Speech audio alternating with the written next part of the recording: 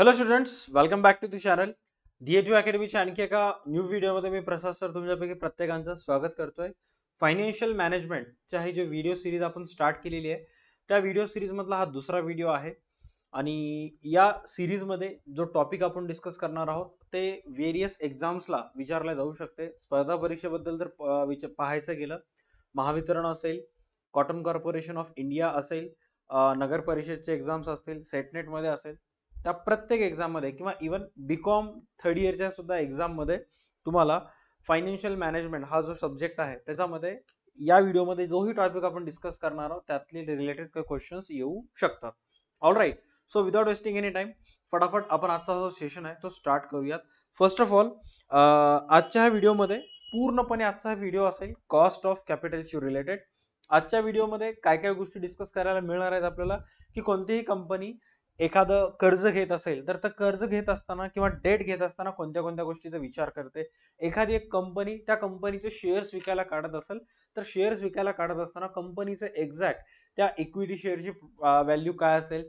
Preference share जर company issue करायला start करणार असेल तर त्या प्रिफरन्स शेअरची प्राइस काय असेल काय नाही, या सर्व गोष्टीबद्दल आपल्याला डिस्कशन करायचं आहे. साइड बाय साइड आपल्याला अशा अनेक गोष्टी पाहायच्या आहेत की जे प्रत्येक कंपनी कॅपिटलशी रिलेटेड डिसिजन घेत असताना ह्या सर्व गोष्टींचा विचार करते. आता या व्हिडिओमध्ये या व्हिडिओला आपल्याला दोन पार्ट मध्ये कव्हर करायचं आहे. हा जो टॉपिक आहे याच्यामध्ये फक्त आणि फक्त आपण व्हेरियस कॅपिटल, व्हेरियस रेशोज, त्यांचे फॉर्म्युलाज आपण जाणून घेणार आहोत. आता ज्याही एक्झामची प्रिपरेशन तुम्ही करायला, साधं सिंपल आहे, अनेक एक्झाम्सला सिलेबस आहे. ओके, तर ज्याही एक्झामशी रिलेटेड तुम्ही प्रिपरेशन करायला, जर तुम्हाला कॅल्क्युलेटर अलाउड असेल त्या एक्झामला, तर या सर्व व्हिडिओज मध्ये जेही आपण फॉर्म्युलाज वगैरे बघणार आहोत त्याच्यावर तुम्हाला कॅल्क्युलेशन बेस्ड क्वेश्चन्स येतील, ज्याच्यासाठी तुम्हाला जो सायंटिफिक कॅल्क्युलेटर असतो त्याचा वापर करून तुम्हाला ते उत्तर काढायचे आहेत. व्हॉट एव्हर नॉर्मल कॅल्क्युलेटर असेल किंवा सायंटिफिक कॅल्क्युलेटर असेल त्याचा वापर करून उत्तर काढायचे आहेत. ज्या एक्झामचं तुम्ही प्रिपरेशन करत आहात, सपोज त्या एक्झामला जर कॅल्क्युलेटर अलाउड नसेल तर मग या व्हिडिओमध्ये जेवढेही फॉर्म्युलाज तुम्हाला बघायला मिळतील त्याचे फक्त फॉर्म्युलाज पाठ करायचे आहेत. त्याच्या आधारावर तुम्ही प्रॉब्लेम्स, त्या फॉर्म्युलाच्या आधारावर जे न्यूमेरिकल प्रॉब्लेम्स असतील ते सॉल्व्ह करत बसायचं नाही. बट मी तुम्हाला सजेस्ट करेन ऍटलिस्ट आयदर तुमच्या एक्झामला कॅल्क्युलेटर अलाउड असू दे और नसू दे, एक दोन न्यूमेरिकल प्रॉब्लेम्स नक्की कव्हर करा. आता सर ते प्रॉब्लेम्स कुठून कव्हर करायचं, तर जोही कोर्स तुम्ही डीएचयू अकॅडमीच्या ऍपवर परचेस केलात त्याच्यामध्ये तुम्हाला या व्हिडिओमध्ये जेवढेही फॉर्म्युलाज आपण डिस्कस करणार आहोत त्याच्यावर आधारित न्यूमेरिकलचा एक separate video at the end of this topic मी तुम्हाला त्याच्यामध्ये ऍड करून टाकेल. ओके, ज्याच्यामध्ये प्रत्येक फॉर्म्युलाजवर एक एक एक एक एक एक क्वेश्चन मी तुम्हाला समजून सांगेन. चला, सर्वात पहिले बघा की कॉस्ट ऑफ कॅपिटल म्हणजे काय. अतिशय महत्वाचा टॉपिक आहे. कॉस्ट ऑफ कॅपिटलवर प्रत्येक एक्झाम मध्ये अनेक वेळा प्रश्न विचारण्यात आलेला आहे. आयदर ते जर एक्झाम आता राजस्थानमध्ये जे राजस्थानची जी इलेक्ट्रिसिटी डिपार्टमेंट आहे त्यांची एक्झाम झाली होती तर तिथं सुद्धा हा प्रश्न आला होता. राईट, त्याच्यानंतर मध्य प्रदेशमध्ये जेव्हा इलेक्ट्रिसिटी डिपार्टमेंटची एक्झाम झाली होती तिथं आला होता. आणि त्याचबरोबर रेल्वेज मध्ये जे अकाउंटंटचे जॉब असतात तिथे सुद्धा हा कॉस्ट ऑफ कॅपिटलवर क्वेश्चन अनेक वेळा विचारण्यात आला. नेट सेट मध्ये तर भाई दरवर्षी ठरलेलं एक क्वेश्चन आहे की याच्यावर एक कंपल्सरी प्रश्न येतोच. आता एक्झॅक्ट याचा अर्थ काय बघा. Cost of capital is a minimum rate of return that businesses must earn on its investment to maintain its market value and attract funds. बघा, कॉस्ट ऑफ कॅपिटल म्हणजेच काय, साधं सिंपल लॉजिक आहे की सपोज तुमच्या बिझनेसनं एका प्रोजेक्टमध्ये किंवा एखाद्या इन्व्हेस्टमेंटच्या ठिकाणी तुमच्या बिझनेसनं काय केलेलं आहे, सपोज एका प्रोजेक्टमध्ये 25 करोड रुपीज टाकलेले आहेत आणि एक्सपेक्टेड रिटर्न बिझनेसला त्या प्रोजेक्ट मधून 48 करोडचा आहे अपकमिंग 2 to 3 इयर्स मध्ये. राईट, आता 25 करोड रुपये तुमच्या बिझनेसने इन्व्हेस्टमेंट केले. ओके, आणि त्या 25 करोडवर बिझनेसला रिटर्न किती रुपये मिळणार आहे, 48 करोड मिळणार आहे. तर 48 आउट ऑफ जेवढंही तुमचं त्याच्यावर या 48 करोड मध्ये जो 25 करोड आहे हा तुमचा असेल cost of capital. Cost of capital की बाबा मिनिमम कॅपिटल तरी आपल्याला मिळू दे. All right, at least 25 crore investment केला तर 25 करोड तरी मिनिमम आपल्याला तेवढं मिळायलाच पाहिजे. काय सांगण्यात आलेलं आहे, cost of capital is a minimum rate of return that businesses must earn on its investment. म्हणजे आपण जिथं 25 करोड रुपये गुंतवला त्यातून आपल्याला इन फ्युचर मध्ये किती येणार आहेत, 48. तर त्या 48 पैकी जे 25,000 आहेत, 25 करोड आहेत, ते आपल्यासाठी काय कॉस्ट ऑफ कॅपिटल आहे. मिनिमम एवढे तरी आलेच पाहिजे. त्याच्यावरचं जे असेल मग ते आपल्यासाठी रिटर्न ऑन काय असेल, इन्व्हेस्टमेंट असेल. आता हे असं का होतंय किंवा का company cost of capital calculate करत असते, to maintain its market value and attract funds. जर कंपनीचं कॉस्ट ऑफ कॅपिटल किंवा ज्याही इन्व्हेस्टमेंटमध्ये ज्याही कंपनीमध्ये आपल्या कंपनीनं पैसे गुंतवलेला आहे किंवा ओव्हरऑल आपल्या कंपनीचं कॉस्ट ऑफ कॅपिटल जर चांगलं असेल तर ते आपल्या व्यवसायातील इन्व्हेस्टर्सला अट्रॅक्ट करत असते. काय सांगण्यात आलेलं आहे, फंड्सला अट्रॅक्ट करते. इट रिप्रेझेंट्स, काय सांगण्यात आलेलं आहे चेक करा, it represents the opportunity, it represents the opportunity cost of using funds for investment rather than investing in securities of equivalent risk. सरळ सरळ क्लिअर कट सांगण्यात आलेलं बाबा की अशा कोणत्याही ठिकाणी जिथं रिस्क वगैरे आहे तिथं इन्व्हेस्टमेंट केल्यापेक्षा तुम्ही जर तुमचे जे फंड्स आहेत, राईट, तुम्हाला एक संधी मिळते. It represents the opportunity of cost using funds for investment rather than investment in securities of equivalent risk. म्हणजे अशा प्रकारच्या बघा साधं सिंपल लॉजिक आहे. इथे काय सांगण्यात आलेलं आहे की बाबा जेव्हाही तुम्ही एका रिस्क सिक्युरिटीज मध्ये गुंतवत असता तर ते गुंतवणुकीच्या आधीच तुमचे जे फंड्स आहेत ते सिक्युअर्ड करण्यासाठी कुठं ना कुठं तुम्हाला एक संधी मिळते. म्हणजे साधं सिंपल काय सांगण्यात आलेलं आहे की बाबा साधं सरळ बेसिक सोप्या भाषेत सांगायला की कोणत्याही कंपनीमध्ये किंवा कोणत्याही प्रोजेक्ट्स मध्ये पैसे गुंतवण्याच्या अगोदर जर तुम्ही कॉस्ट ऑफ कॅपिटल बद्दल जर चर्चा केलं तर कुठं ना कुठं ते तुमच्यासाठी एक सेफ साईड असते, सिक्युअर्ड असते. तुम्ही कॉस्ट ऑफ कॅपिटलचा विचारच केला नाही, डायरेक्ट पैसे गुंतवणूक केलं तर मग प्रॉब्लेम जाईल. ओके, आता या कॉस्ट ऑफ कॅपिटल मी तेव्हापासून म्हणालो की कॉस्ट ऑफ कॅपिटल, तर या कॉस्ट ऑफ कॅपिटल मध्ये कोणत्या कोणत्या गोष्टीचा, कोणत्या कोणत्या घटकाचा समावेश होतो, तर कॉस्ट ऑफ कॅपिटल मध्ये 3 घटकाचा समावेश होतो. ते 3 कोणते कोणते आहेत, सर्वात पहिला आहे cost of debt, cost of equity and cost of preferred stock. आता स्टेप बाय स्टेप आपण एक एक गोष्टीचा विचार करूयात. सर्वात पहिला कॉस्ट ऑफ डेट म्हणजे काय. आता डेट म्हणजे काय, कर्ज. कधीही लक्षात घ्या, कोणतीही कंपनी, ज्या कंपनीला कर्ज घ्यायचं असेल तर कर्ज घेत असताना कंपनी काय करते, कॉस्ट ऑफ डेटचा विचार करते. म्हणजे कॉस्ट ऑफ डेट म्हणजे काय, सपोज तुमच्या कंपनीने डिसाईड केलं की बाबा एसबीआय कडून 25,000 करोडचं लोन घ्यायचंय, 25,000 CR आपल्याला एसबीआय बँकेकडून कर्ज घ्यायचंय. तर ही जी अमाऊंट आहे ही कशाची अमाऊंट आहे, ही डेटची अमाऊंट आहे. बट एसबीआय जे तुम्हाला पैसे देईल 25,000 करोड ते सहजासहजी देणार नाही, तर ते काय करेल, या डेटवर इंटरेस्ट घेईल. राईट, या डेटवर इंटरेस्ट घेईल आणि तो इंटरेस्ट जर पर ॲनम वर्षाला, साधा सिंपल लॉजिक, जर 50 करोड रुपीज होत असेल, प्लस जेव्हा तुम्ही इंटरेस्ट पेड करता त्या इंटरेस्टवर तुम्हाला काय पेड करावं लागते, टॅक्स, तर त्या टॅक्सची बेरीज करावं लागते. तर असं ओव्हरऑल जेव्हाही एखाद्या कंपनीला कर्ज घ्यायचं असेल तर कर्ज घेत असताना कंपनी काय करते, त्या कर्जाचं एक्झॅक्ट कॉस्ट काढते, कॉस्ट ऑफ डेट काढते. कॉस्ट ऑफ डेट म्हणजेच काय, debt amount plus interest plus त्या इंटरेस्ट वरचं टॅक्स. आता एक्झॅक्ट हा कंपनीनं कोणाकडून जर कर्ज घेतलं तर एक्झॅक्ट त्या कर्जाची कॉस्ट किती असेल हे जाणून घेण्यासाठी कंपनी काय करते, कॉस्ट ऑफ डेट काढते. ज्याचा की जो फॉर्म्युला आहे तो तुम्ही इथं चेक करू शकता.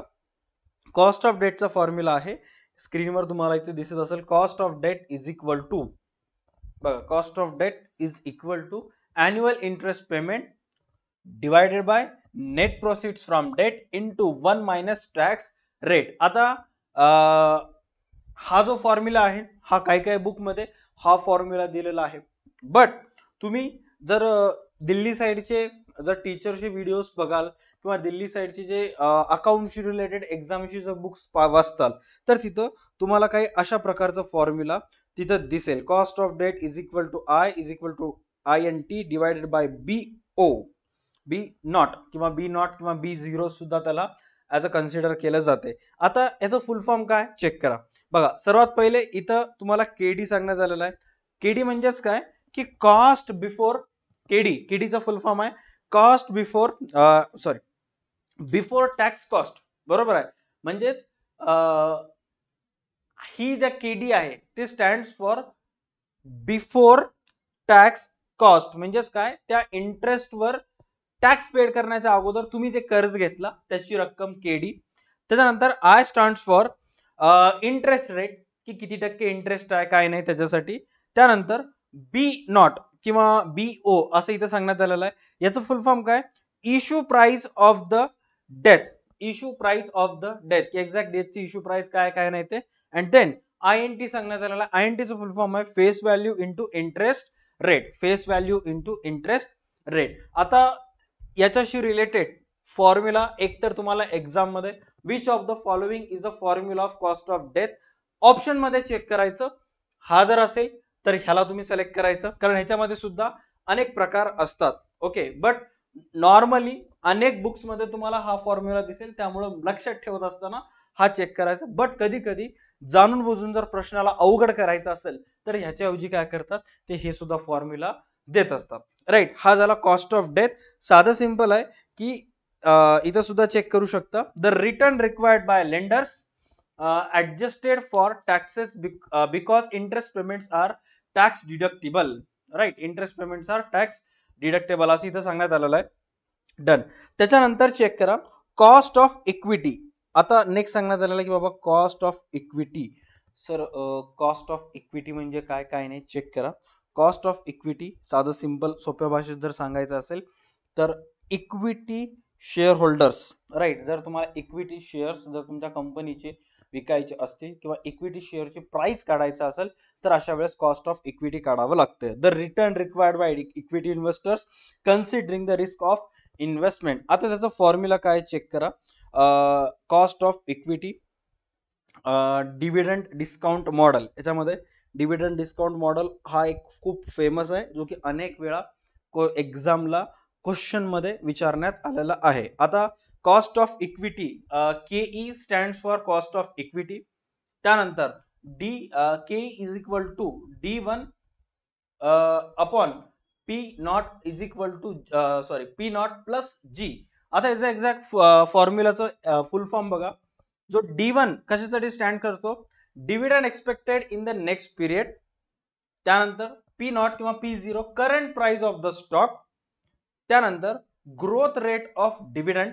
बघा, जर तुम्ही तुमच्या स्टॉक्सवर डिव्हिडंड देणार असाल, राईट, आता बघा कंपनीला स्टॉकची प्राइस ठरवायचा अधिकार आहे, प्लस कंपनीला त्या स्टॉकवर डिव्हिडंड सुद्धा द्यायचा आहे. आणि जर एखादी कंपनी त्यांच्या स्टॉक प्राइसवर डिव्हिडंड सुद्धा देणार असेल तर मग अशा शेअरची प्राइस ठरवत असताना डिव्हिडंड डिस्काउंट मॉडेल या सूत्राचा वापर करून कंपनी जी आहे त्या कंपनीचं एका शेअरची प्राइस डिसाइड करते.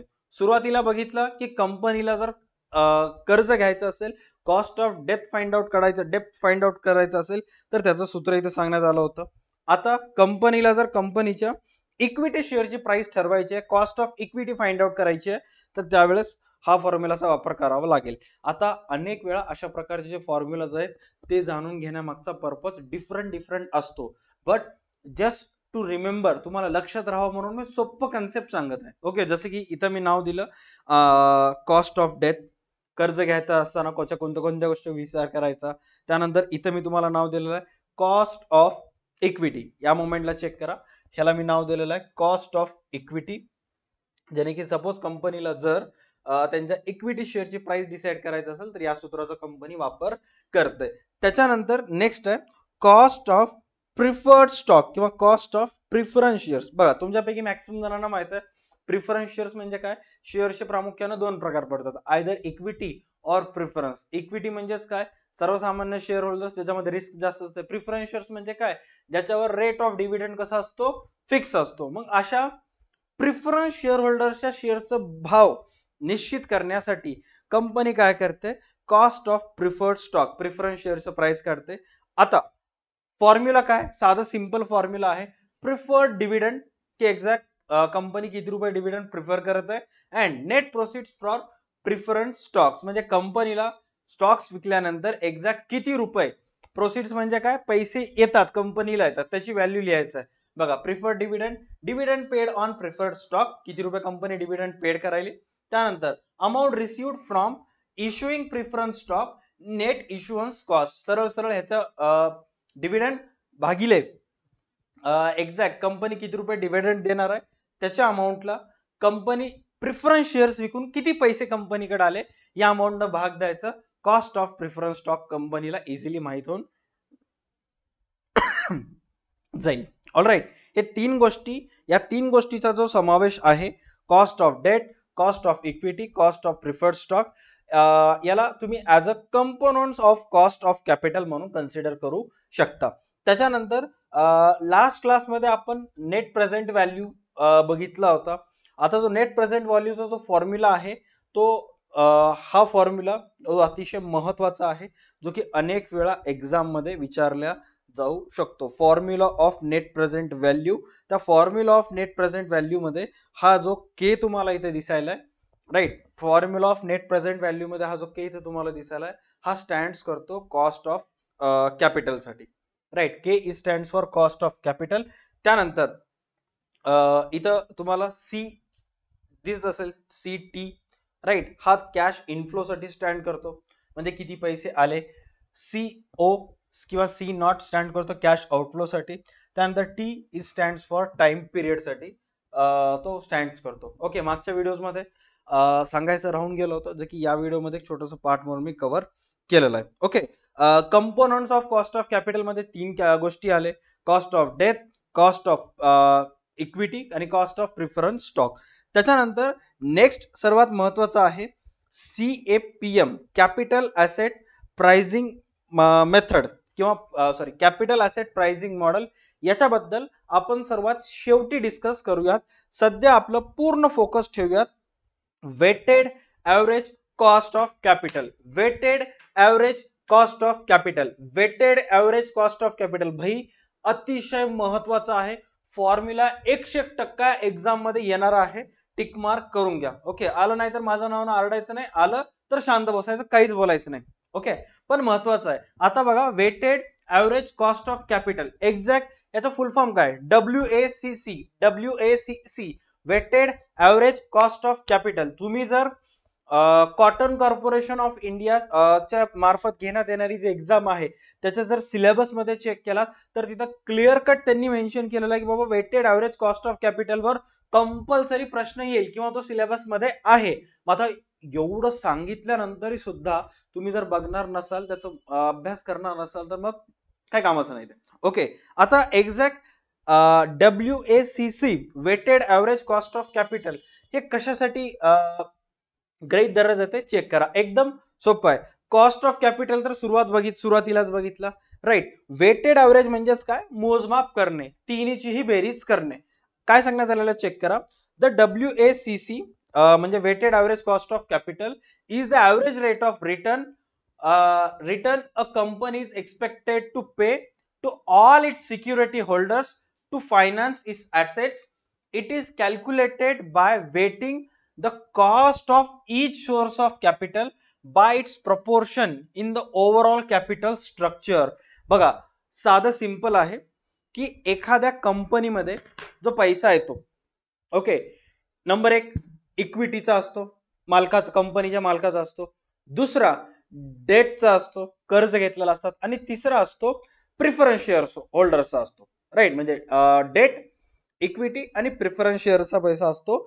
आणि याच्या व्यतिरिक्त ज्या सोर्सेस थ्रू कंपनीला पैसे यायलेत, बघा काय सांगण्यात आलेलं आहे, it is calculated by weighting cost of each source of capital by its proportion. म्हणजे कंपनीच्या एकूण भांडवल संरचनेतून कंपनीचा जो कॅपिटल स्ट्रक्चर आहे त्या कॅपिटल स्ट्रक्चर मध्ये समावेश असणाऱ्या गोष्टी, ज्या सोर्सेस थ्रू कंपनीनं कॅपिटल जमा केलेलं आहे त्या प्रत्येकांची बेरीज करण्यात येते आणि त्या प्रत्येकातून किती रिटर्न यायले काय नाही हे कॅल्क्युलेट केलं जातं. आणि ते कॅल्क्युलेट करण्याचा जो फॉर्म्युला आहे तो आहे हा, right, WACC, weighted average cost of capital is equal to E/V into KE bracket close. आता याचा फुल फॉर्म काय बघा, E stands for market value of equity. इथे तुम्हाला D दिसायला, हा कशासाठी आहे, मार्केट व्हॅल्यू ऑफ डेट. आणि market value of preference stock, preference share होल्डरचा जो स्टॉक आहे म्हणजे कंपनीच्या मालकाजवळ असलेला पैसा, म्हणजे कंपनीच्या एकूण कॅपिटल मध्ये मालकानं टाकलेला पैसा म्हणजे ई, कंपनीच्या एकूण कॅपिटल मध्ये जो कर्ज आहे तो स्टँड्स फॉर डी, त्याची मार्केट व्हॅल्यू, आणि कंपनीचा जो प्रिफरन्स स्टॉक आहे त्याची बेरीज म्हणजेच पी. आता इथे तुम्हाला व्ही दिसत असेल, V stands for total market value of the companies financing. Total market value म्हणजेच काय, equity debt preference, equity debt preference, equity debt preference म्हणजेच काय की एकूण कंपनीचे total capital, equity debt preference, equity debt preference. Done. त्यानंतर इथे काय सांगण्यात आलेलं आहे, कॉस्ट ऑफ इक्विटी जो सुरुवातीला आपण बघितला होता, cost of death, cost of preference stock. इथे बघा cost of equity, cost of death, cost of preference stock. Exam मध्ये तुम्हाला असं सुद्धा विचारू शकते, K E stands for dot dot dot, K D stands for dot dot dot, K P stands for dot dot dot.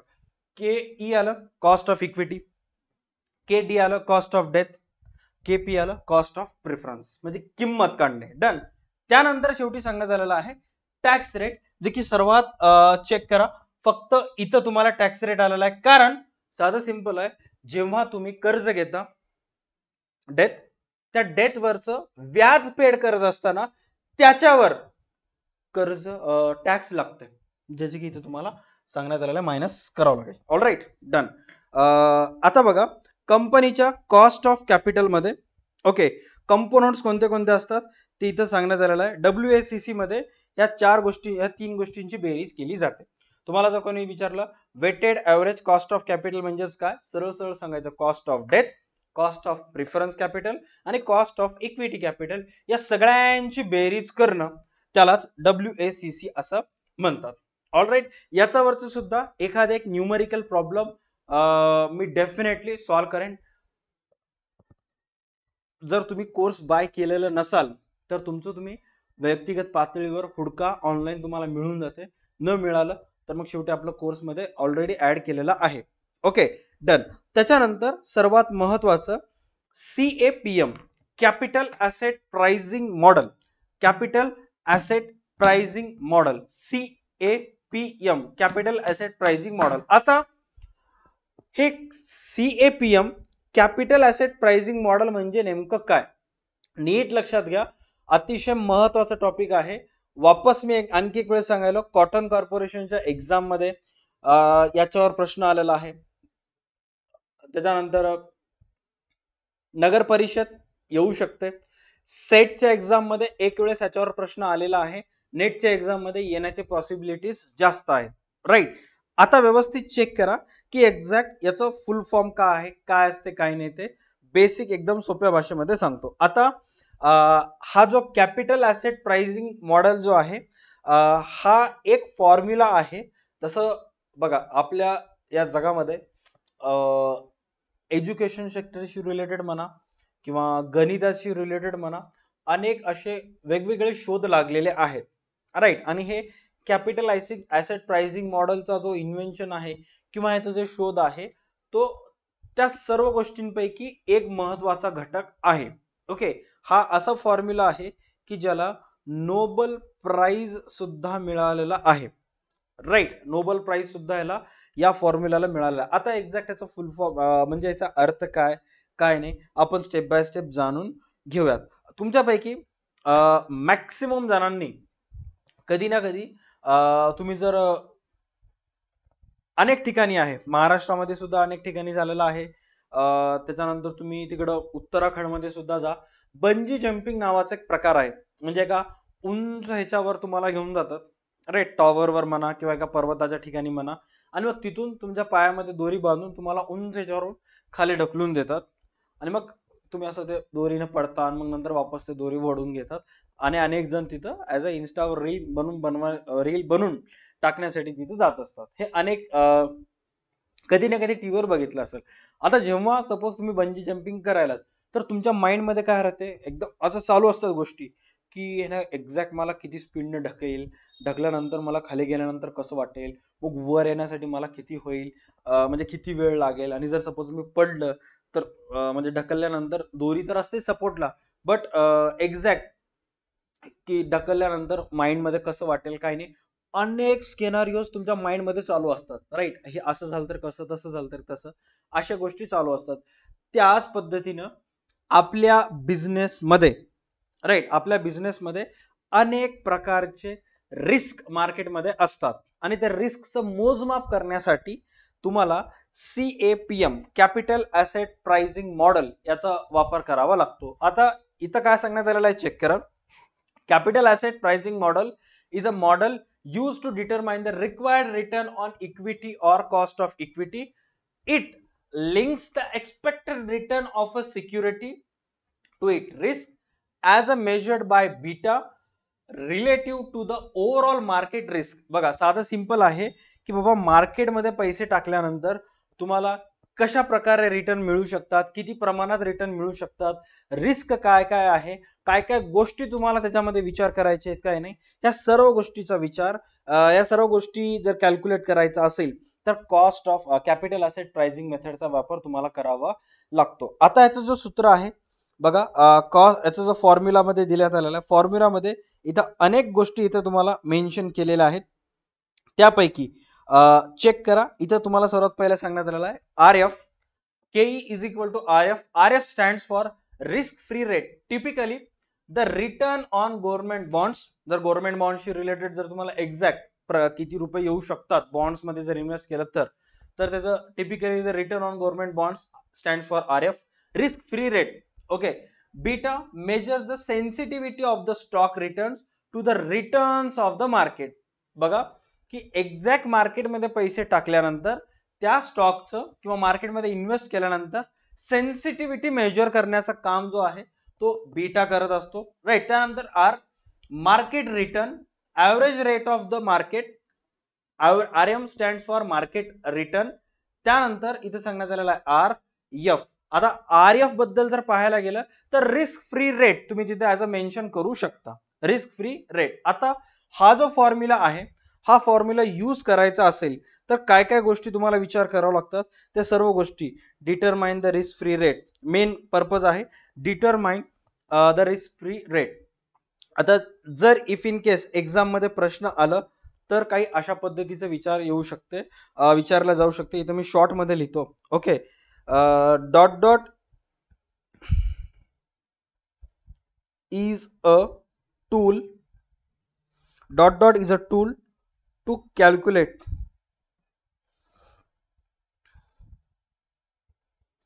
risk free returns. Dot dot is a tool to calculate risk free returns किंवा risk and returns तुम्ही असं calculate करू शकता, risk and returns. Answer येईल इथं CAPM capital asset pricing model.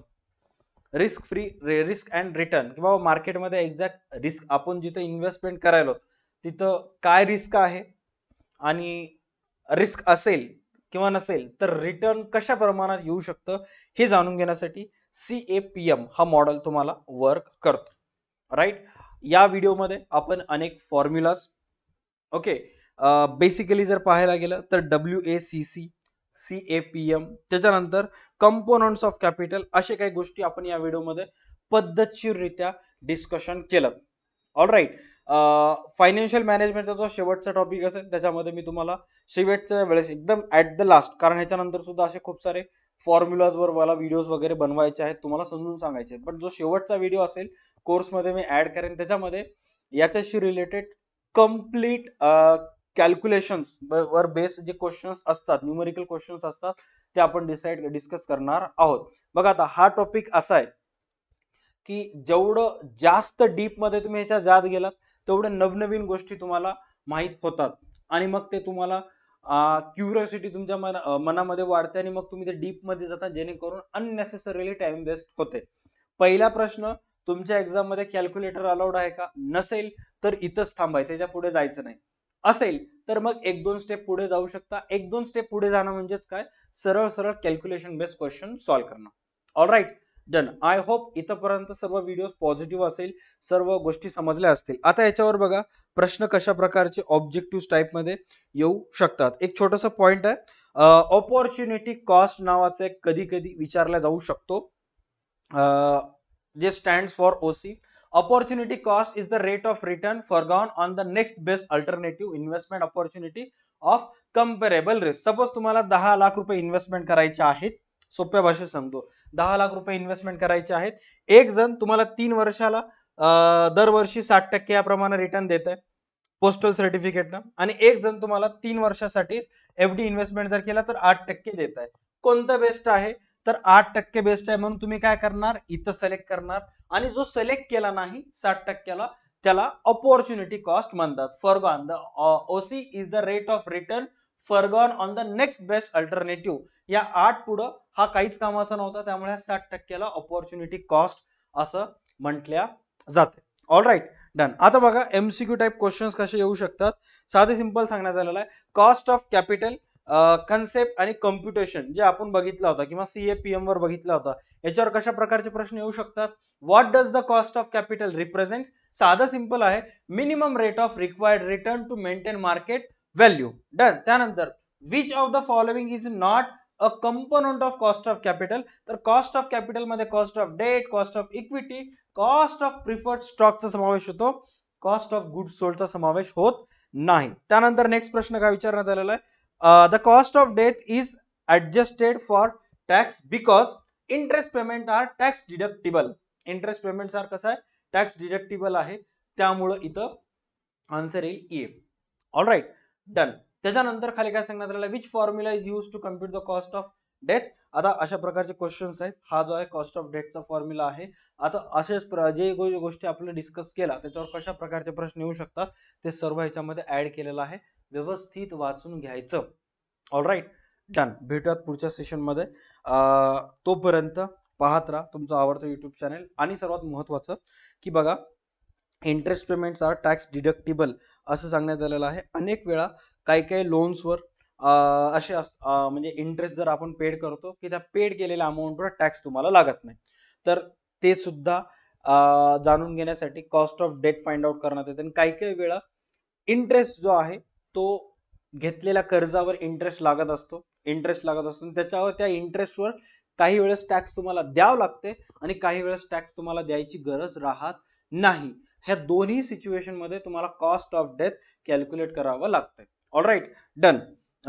भेटूयात पुढच्या session मध्ये आणि मग बाकी गोष्टी आपण डिस्कस करूया. Thank you so much. Tata bye, take care and stay connected.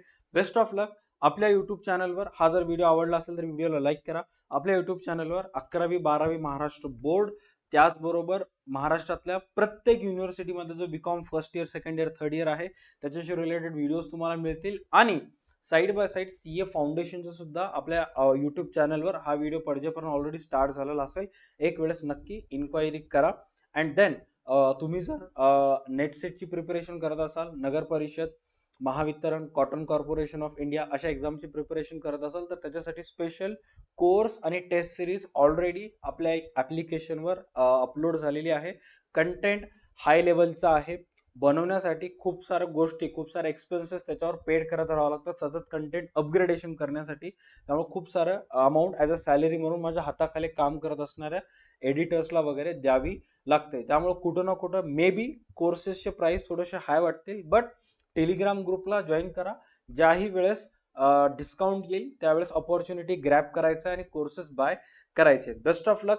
I hope तुमच्या फायनान्शियल मॅनेजमेंट ह्या टॉपिक मध्ये ह्या व्हिडिओमुळे कुठं ना कुठं थोडंफार भर पडली असेल. Thank you so much. भेटूयात पुढच्या सेशन मध्ये. Tata bye, take care and stay connected.